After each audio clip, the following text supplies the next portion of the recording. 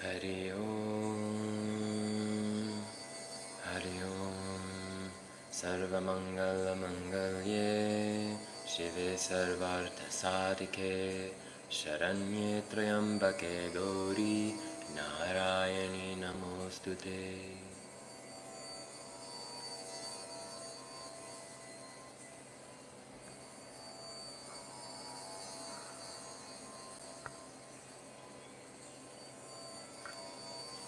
The story of the birds continues. When full grown, they were learned with their speech and song, and explained that, and that wonder was explained to Muni Shamika. They were the four sons of Rishi Sukrisha. Indra appeared to the Rishi in the form of an aged bird and asked for human flesh. The Rishi ordered his four sons to sacrifice themselves. They refused naturally, but he then cursed them to be born in brute creation, but moved with compassion at their entreaty, bestowed on them perfect knowledge. Hence they were born as birds. Markandey spoke. Thus he, the most virtuous Muni, O princely Brahmin, nourished them day by day with food and water, and in safety after a month they resorted to the sun's chariot road, being gazed at by the Muni's sons, whose eyes were tremulous with curiosity after seeing the earth with its cities and its oceans and noble rivers, which appeared the size of a chariot wheel. They returned to the hermitage. The spirited birds were wearied in their souls with their toil, and their knowledge was developed there through their energy.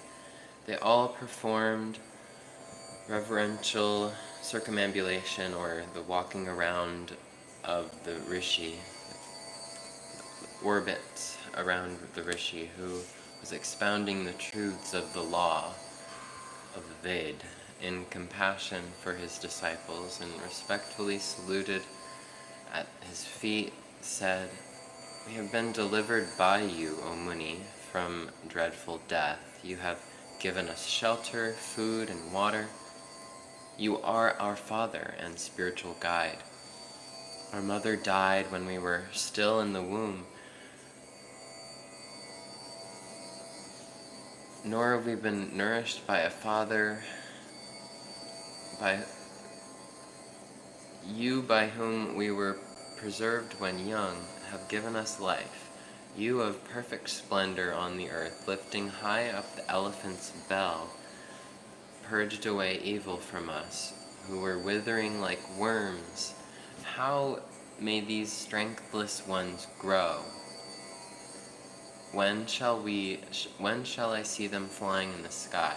When shall I see them alighting on a tree of the earth, settling within the trees? When shall my natural color be obliterated by the dust, which the wind from their wings raises as they flit about near me? You, dear sir, thus thinking did nourish us. Now we, those very birds, are grown up and have become wise. What ought we to do?" Having clearly heard this, their perfectly articulated speech, the Rishi, surrounded by all his disciples and accompanied his son Shringin, being full of eager curiosity and covered with horror as a garment, he said, "Tell me horripilation, not horror. I don't know what horripilation is. I need to look that one up. HORRIPILATION.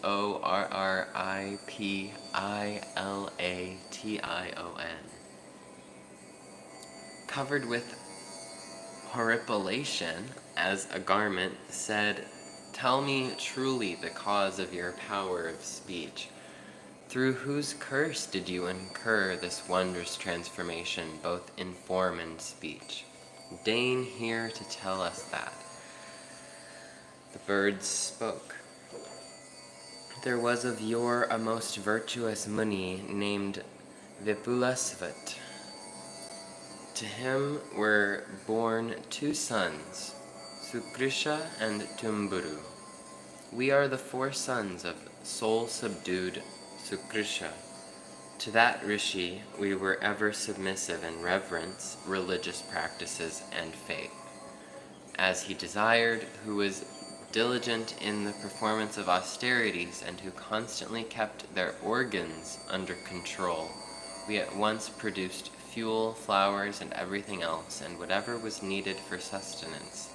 Now, while he and we thus dwelt in the forest, there came the king of the gods in the appearance of a bird, mighty in size, with broken wings, struck with age, and with eyes of a copperish color, downcast in soul, desirous to prove that venerable Rishi, who practiced truth, purity, and patience, and who was exceedingly lofty in mind, and for the coming of the curse upon us. The bird spoke, O exalted Dwij, deign here to save me who is consumed with hunger. I seek for food, noble sir. Be you my incomparable refuge. As I was standing on a summit of the Vindhya mountains, I fell, sir, at an exceedingly swift blast sent by the wings of a bird. So there I lay on the ground, lost in unconsciousness, without memory, for 7 days. With the 8th day I regained consciousness.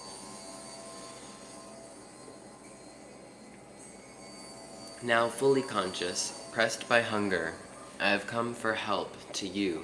I am seeking for food, deprived of all pleasure, and with a mind in pain. Therefore, turn, pure-minded sage, your steadfast mind to my rescue.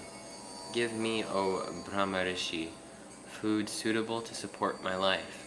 He thus answered him, Indra, in bird-like shape, I will give you the food you desire for the support of your life. Thus, having spoken, that best of Dvijas further asked him, What food shall I prepare for your use? And he replied, My chief delight is in human flesh. The Rishi spoke, Your childhood is past, your youth too gone. You are assuredly in the decline of life, O egg-born. Why are you most malign-hearted, even in old age? You in whom of all mankind every desire has ceased. What has your last stage of life to do with human flesh? Assuredly, no one is created foremost among evil beings. Or what need have you to address me, being what I am? One should always give when one has promised. Such is our professed opinion.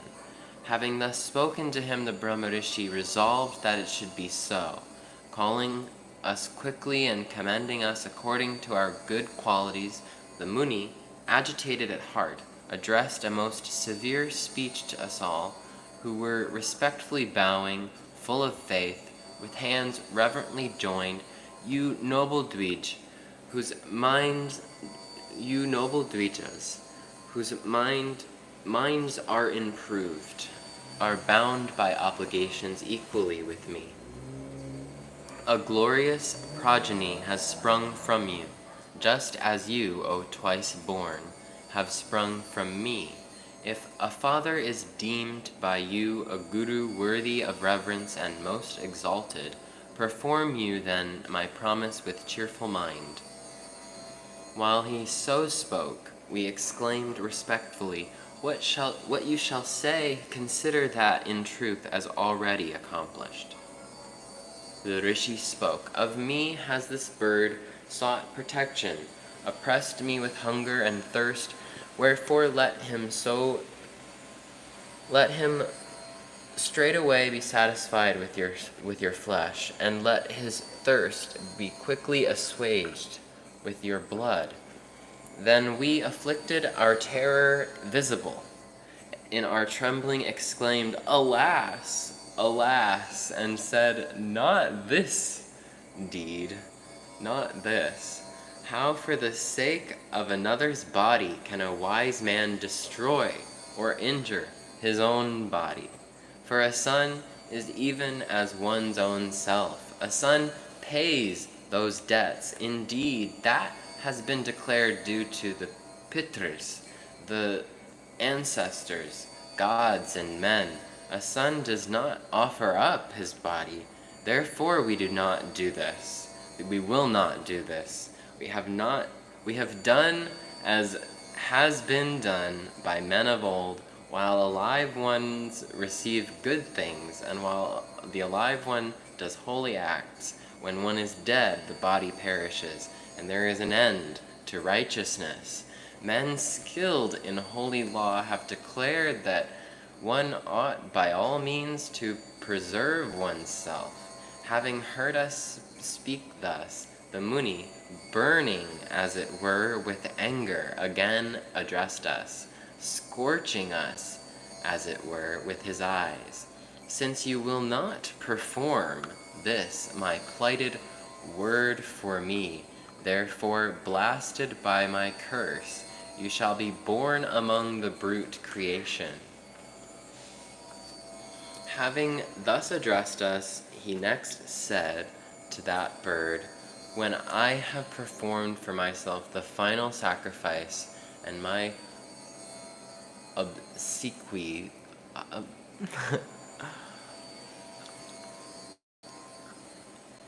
not sure what that word is supposed to be, it's printed weird.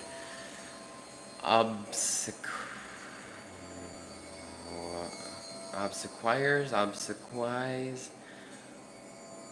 According to the Shastras, do you unhesitate? Having thus addressed us, he next said to that bird, When I have performed for myself the final sacrifice, according to the Shastras, do you unhesitatingly eat me here, O best of Dvijas? This, my body, I here grant you for food. The Brahmanahood of Brahman is deemed such, so far indeed as they maintain their truthfulness, O chief of the feathered race, not by sacrifices accompanied with presents, nor by any other act do Brahmanas acquire such great virtue as the observance of truth. Having thus heard the Rishi's speech, Indra, in bird-like form, his soul filled with astonishment, then replied to the Muni, Applying yourself to deep meditation, O Lord of Brahmanas, quit this, your body. Quit your body, for I never eat living things, O Lord of Brahmanas. I only eat the dead. Having heard this his speech, the Muni concentrated himself in deep meditation. Perceiving that his fixed resolution, Indra, further presuming his own form, said, Ho, princely Brahmin, understand with your understanding that what is to be understood, O man of understanding. To prove you have I thus transgressed, O sinless one. Pardon me then, O pure-minded one, and what wish is there of yours that may be granted? Pleased most highly am I with you for maintaining your true word. Henceforth, knowledge like Indra's shall be revealed to you, and no obstacle shall withstand you in austerities and holy law. But when Indra, after speaking thus, had departed, we prostrate on our faces, thus implored by our father, the renowned Muni, who was filled with anger. Dear Father, high-minded, deign to pardon us, miserable ones who dread death. for life is dear to us, and an aggregate of skin, bones, and flesh, filled with pus and blood, wherein one should take no delight. Therein do we find this delight. Here too, sir, how people are beguiled when overcome by those powerful enemies, their faults, love, anger, and so forth. Great is the fortress which has wisdom for its rampart, the bones for its pillars, the skin for its walls and banks, the flesh and blood for its plaster. 9 gates it has. It is capable of great effort. It is enclosed on all sides with sinews, and there the sentient soul sits firm as king. He has 2 rival ministers, the intelligence and the understanding. Those 2 strive to destroy each other as foes. 4 enemies desire the destruction of that king: desire, anger, and covetousness, and folly. Buddhi, manas, kama, moha. Perceptive faculty, cognitive faculty, love, desire, affection, folly, infatuation. Raga, passion, emotion, used as equivalent to kama. So going back a little.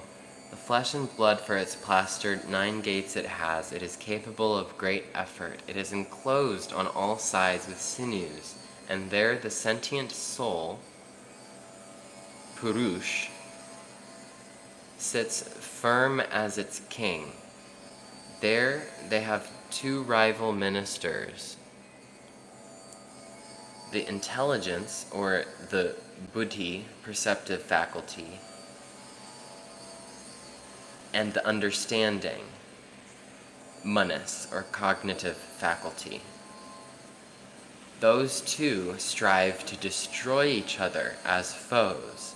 4 enemies desire the destruction of that king: desire, kama, anger and covetousness, and folly, moha, folly, infatuation, is the other enemy. But when that king closes those gates and stands firm, then they indeed become both happily strong and free from alarm. They display their affections. They are not overcome by their enemies, but when they leave all the gates open, then the enemy named passion, raga, or kama, assails the gates of the eyes, etc. Gaining an entrance by the 5 gates, they penetrate everywhere and spread widely, then indeed enter, following on their track, the 3 other terrible enemies. That very enemy, passion, having entered there, forms a close union with the understanding, together with the other gates, which are known as the organs. Difficult to be approached, having reduced into subjection the organs and the understanding, and having reduced into subjection the gates, then destroys the rampart. The intelligence, seeing the understanding, the dependent of that enemy, perishes forthwith, and there, deprived of its ministers and abandoned by its subjects, the king, the strategical points gained by the enemies perish. Even so, passion, folly, covetousness, and anger prevail, evil in their nature, wrecking the memory of mankind. From passion springs anger. From anger is born covetousness. From covetousness arises folly. From folly, errors of memory. From loss of memory, loss of intellect. Through loss of intellect, man perishes. Show favor, O you most virtuous, to us who have thus lost our intellects, who are compliant to passion and covetousness, and who covet life, and let not this curse take effect which you have pronounced. Let us not tread the miserable path of darkness, O best of Munis. The Rishi spoke. What I have uttered will never become false. My voice has not spoken untruth hitherto, O sons. Fate is here supreme, I think. Fie on worthless manhood, whereby I have been thoughtlessly forced to do a deed that ought not to be done. And since I am besought reverently by you, therefore, when endowed with the nature of brutes, you shall obtain the highest knowledge, and you having your paths illuminated by knowledge, with the stains of pain removed, free from doubt, shall, through my favor, gain the highest perfection. Thus, sir, we were cursed of old by our Father through the power of destiny. Hence, we have descended to a lower grade of created beings for a long time, and we were born on the field of battle. We were nourished by you. Thus have we acquired the nature of birds, O Brahman. There is no man in this world who is not bound by fate. In other words, everyone is bound by fate. Markandeya spoke. Having heard this, the venerable and eminent Muni Shamika answered those Dvijas who stood near him. Even before I made this remark in your presence, these are not ordinary birds. These must be some Brahmins who, even in the superhuman battle, escaped destruction. Then they, permitted by that affectionate high-souled Muni, went to the Vindhya mountain, the best of the mountains, clad with trees and creepers. Hitherto have the righteous birds remained on that mountain, engaged in austerities and the study of the Ved, and resolute in meditation. Thus, those Muni's sons gained the hospitality of the noble Muni, acquired the shape of birds, and are dwelling on the Vindhya range in a cave of the noble mountain, where the water is very sacred, with their minds subdued. Thus ends the 3rd chapter of the 1st canto of the Markandeya Purana. Hari Om Tat Sat. Jai Ma, Jai Markandey, Jai Baba Neem Karoli, Sant Maharaj Ki Jai. Thanks for joining. See you next week for chapter 4.